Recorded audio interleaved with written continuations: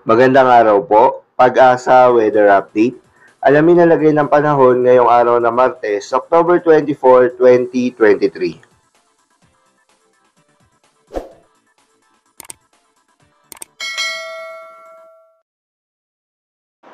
Dalawang weather systems pa rin po nakakaapekto dito sa malaking bahagi po ng Luzon.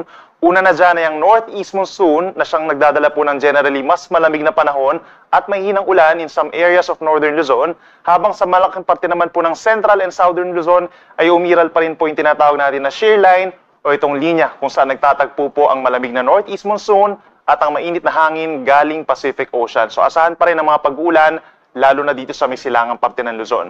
Samantala sa may Visayas, Mindanao at ilang pambahagi po ng Mimaropa, asahan yung mga localized thunderstorms sa mga susunod pa rin na araw.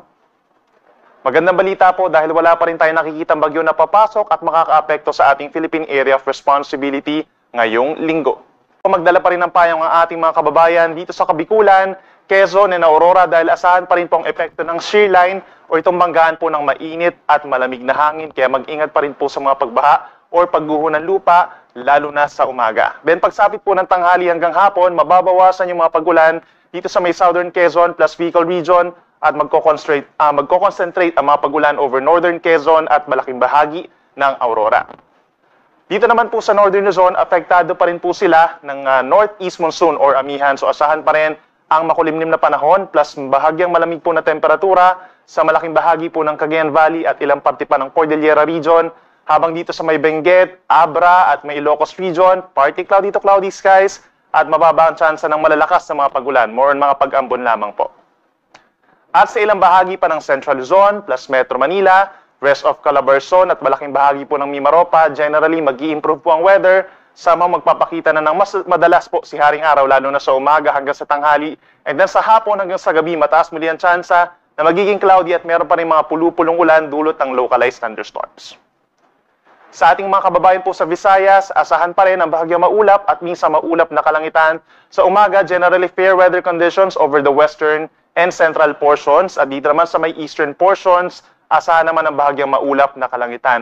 At mas madalas yung mga pulupulong ulan, lalo na po sa hapon hanggang sa gabi, dito sa may northern and eastern Samar.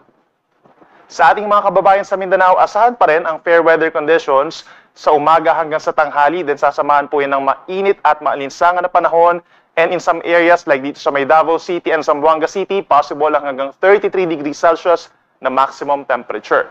Pagsapit naman po ng hapon hanggang sa gabi, bahagyang maulap hanggang maulap ang kalangitan na sasamahan ng mga localized thunderstorms in many areas of Bangsamoro region plus Zamboanga Peninsula, kaya magdala po ng payong.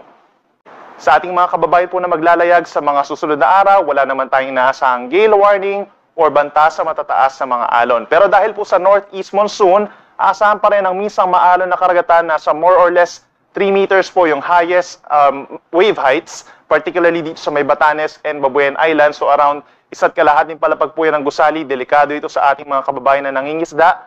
At sa natitirang baybayin pa ng Luzon, buong Visayas and Mindanao, banayad hanggang katamtaman ng taas ng mga pag-alon, maliban na lamang kung mayroong mga thunderstorms.